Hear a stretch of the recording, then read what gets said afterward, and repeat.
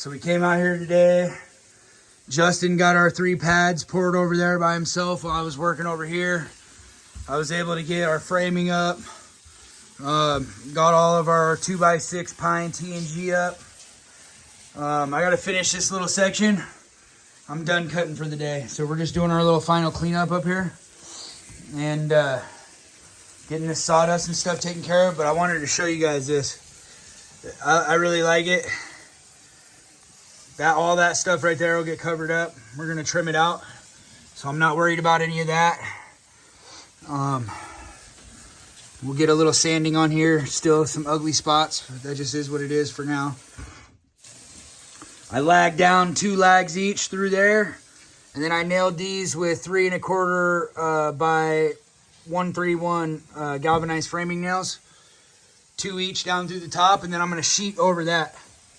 And I know that seems excessive, but it's going to give us a really good shear quality up there with both, and extra protectant layer. And then if the roof ever needs to be replaced, instead of trying to pull all this stuff, you won't need to. You can just pull the sheeting.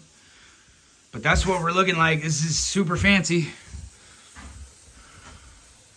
Imagine it all cleaned up, stained. All these TNG, we sand them as we send them up. And most of this was sanded, but I think the youngster that was sanding, he just missed a few spots, or it got a little wet again. So we just need to get some of this weathering off, and then it'll look good to go. So that's where it's at right there. Right now I'm behind on projects, so I don't have a lot of time to make any how-to videos.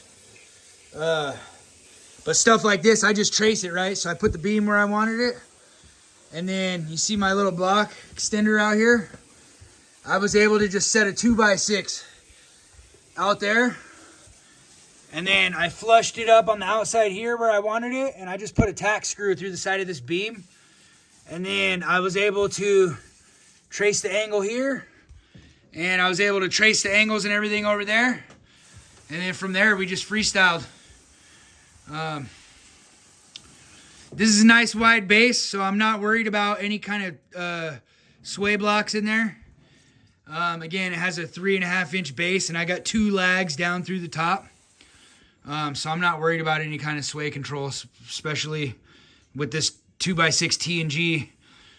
It's all locked in. Like I said, I'm not worried about that at all. We are going to do 2-foot braces right here. So boom, boom, with some chunk of leftover cedar or something. And that's just to hold this wobble right here. Like, it's pretty solid. It's more solid than it was, but there's a little bit of wobble left in there. So again, a brace up here.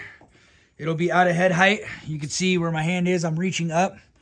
That's a foot above my head. So it'll just be a brace there, and then all this stuff where the hardware is, that's all getting wrapped. So I'm not worried about any of that ugliness right now.